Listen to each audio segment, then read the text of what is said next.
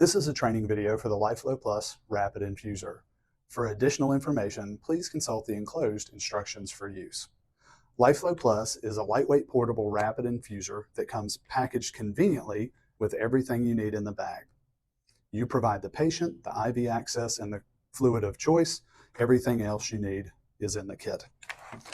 When you unpackage LifeFlow, the two working parts are the tubing set and the handle. In addition to the tubing set and the handle, there are two pieces of paperwork that you will find helpful when using LifeFlow.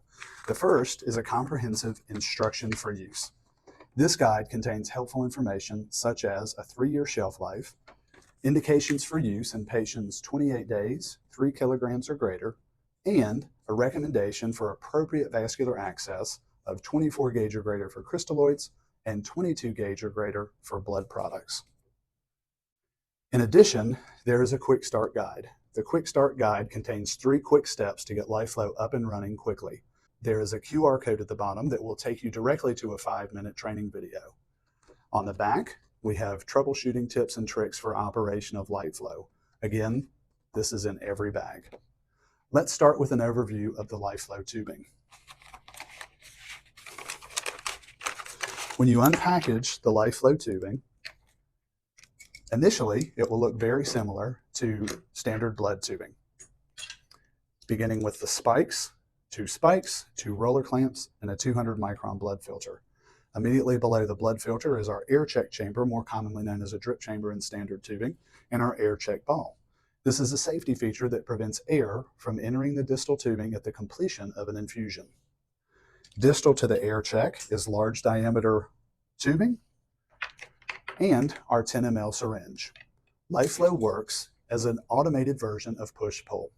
The 3-way stopcock has 1-way valves that only allow fluid to be drawn from the bag and pushed to the patient.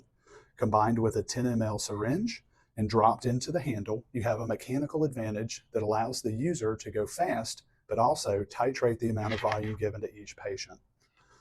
Distal to the syringe, you have a force reducer, a safety feature designed to prevent overpressurization on small IVs, a mid port, and finally, the standard lure connector, which is where you will connect to your patient, extension set, IV, or other vascular access device.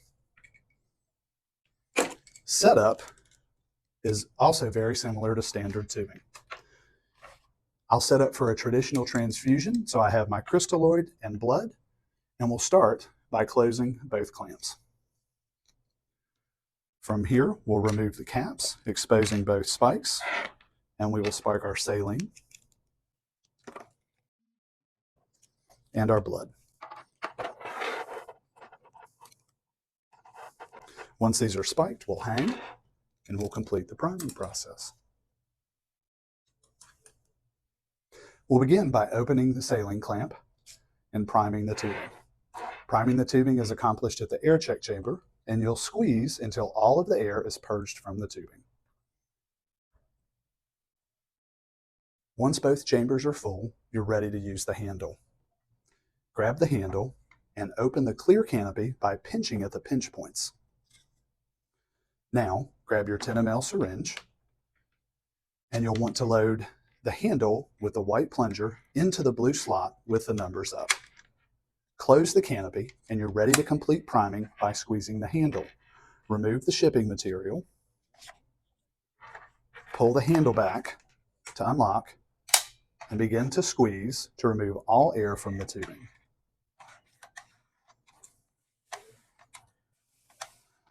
Once all air is removed, you're ready to connect to your patient.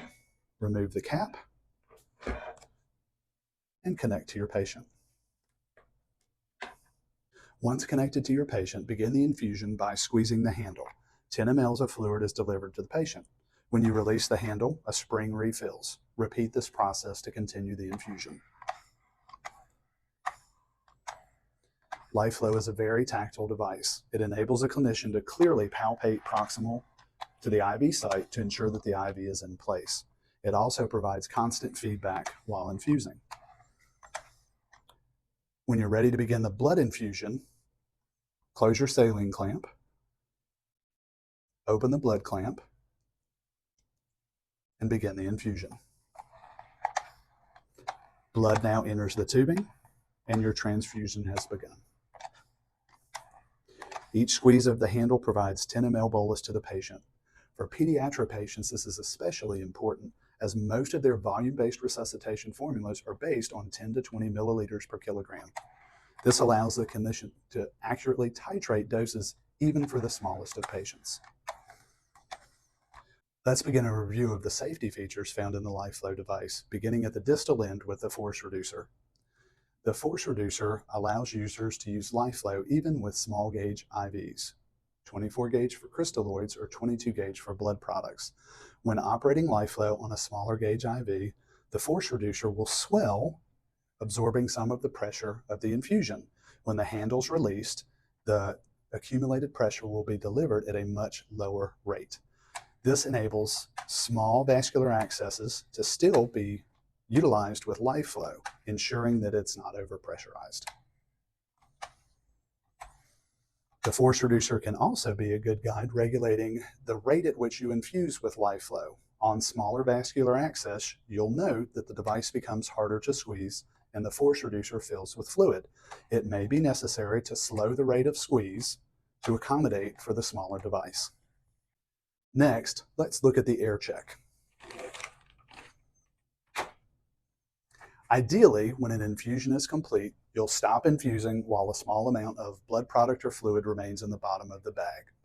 In the event that a user does not notice that they are nearing the end of the bag, the air check will prevent air from entering into the distal tubing. To simulate this, I'll turn the bag upside down and continue operating the LifeFlow device.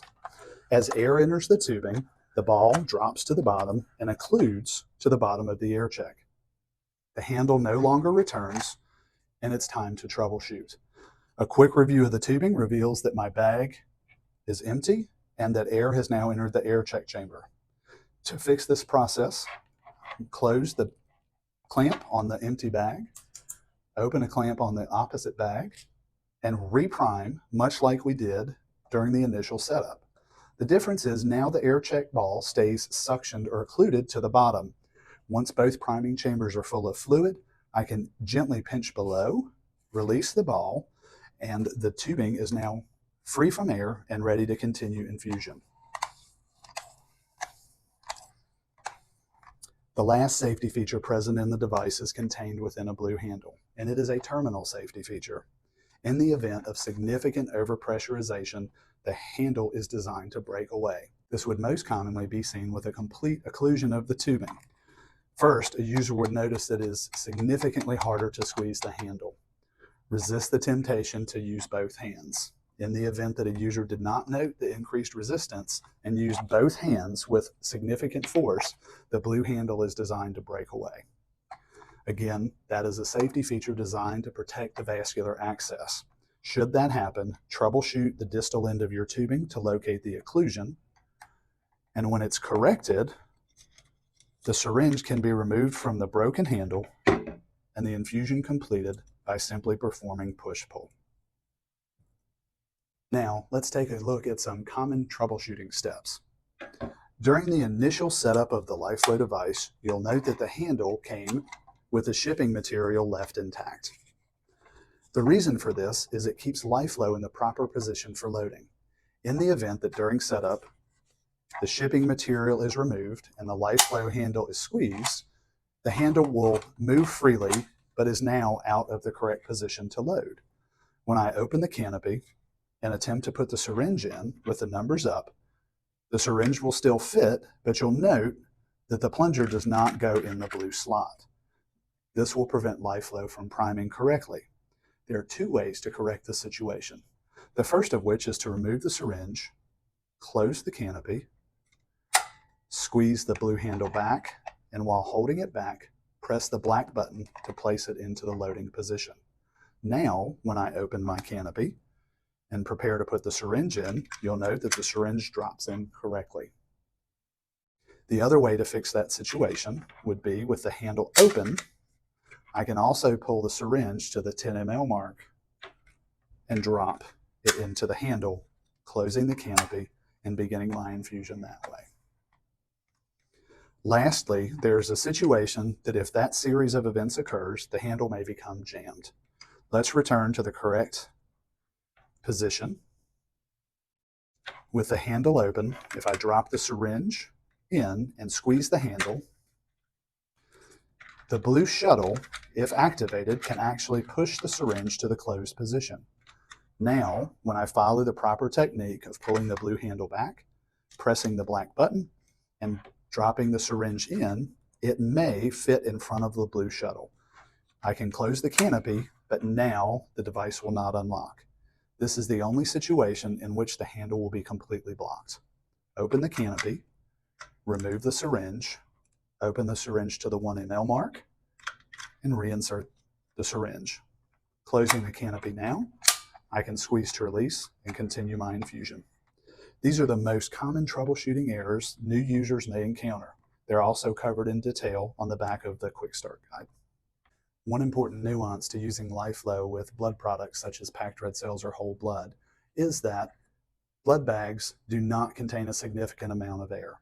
So the device will behave similarly in that when I drain a blood bag at the end of the infusion, the device is going to stop returning,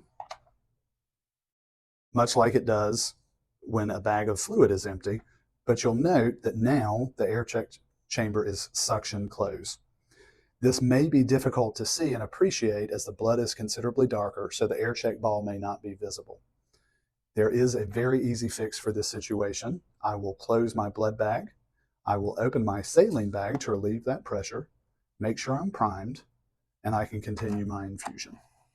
Thank you for joining us today for an overview of setup and operation of the LifeFlow Plus Rapid Infuser. For additional information, please consult the instructions for use or our website at 410medical.com.